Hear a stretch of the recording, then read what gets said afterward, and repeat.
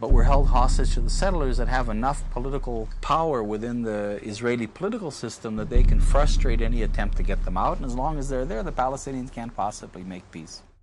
There are two kinds of settlers, basically. There are the ideological settlers who feel that these territories have been promised to the Jewish people by God, and they feel that every place which is mentioned in the Bible, they have not only the right, but the sacred duty to come and to build a modern Jewish settlement, and if Palestinians who live on that spot have other ideas, then they have the right to break their resistance by force or to call in the army.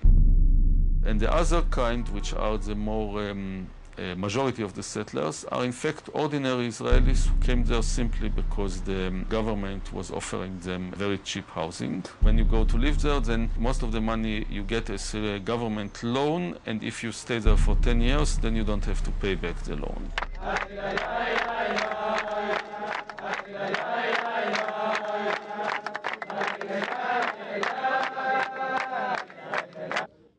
Well, I think the unpleasant and unavoidable comparison is with South Africa during the apartheid period.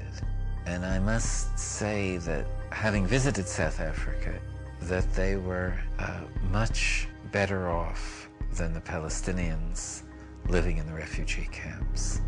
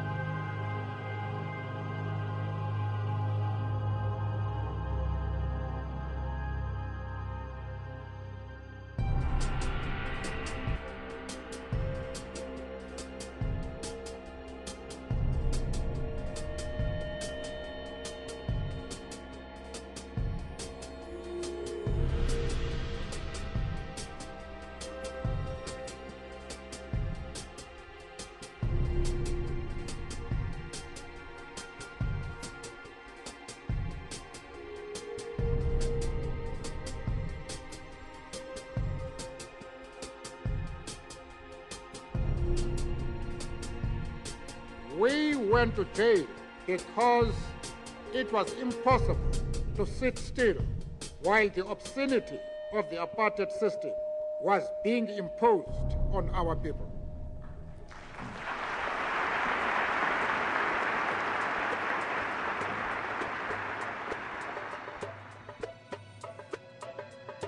The United States is seen, quite correctly, as being the sole supporter of Israel, and that Israel would not be able to do what it is doing without American green light. The U.S.-Israeli relationship is really unique on Capitol Hill.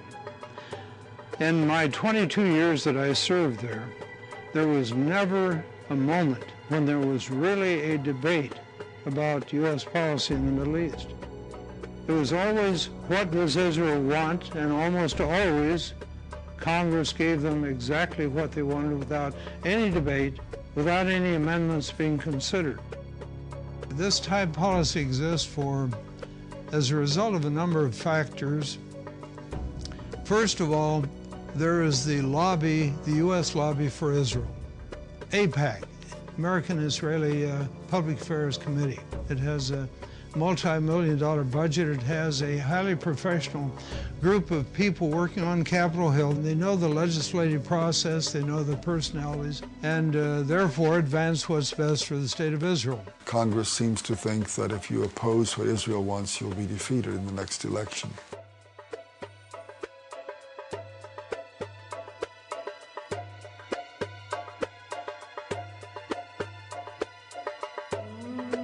Another factor is the fundamentalist Christian community.